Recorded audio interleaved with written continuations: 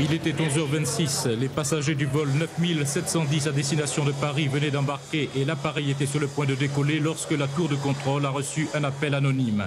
Le correspondant a annoncé qu'une bombe se trouvait dans la soute à bagages du Boeing 747 qui partait à 11h30 avec 470 passagers à bord.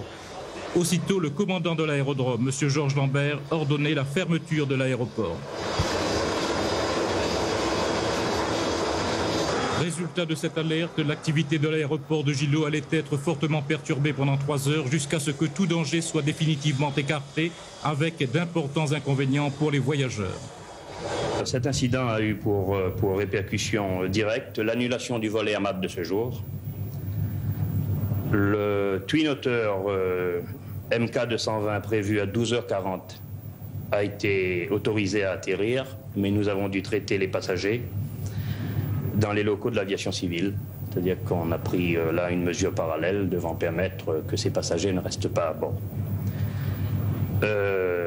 Problème plus important, celui du vol AF469 attendu à 13h35 et arrivé avec quelques minutes d'avance, avec à son bord 400 passagers. Cet avion a dû être immobilisé en bout de piste et il a dû attendre 2 heures avant qu'on ne puisse faire procéder aux formalités. Et maintenant, qu'est-ce qui va se passer ? Qu'est-ce qui va se passer ?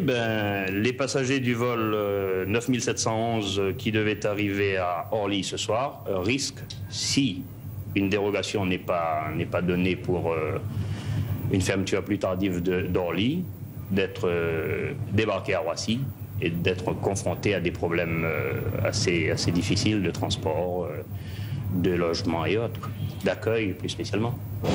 À 14h30, le dispositif d'alerte était levé et le trafic pouvait reprendre. Une enquête a été aussitôt ouverte. L'appel, en effet, a été enregistré. Il est actuellement à l'étude.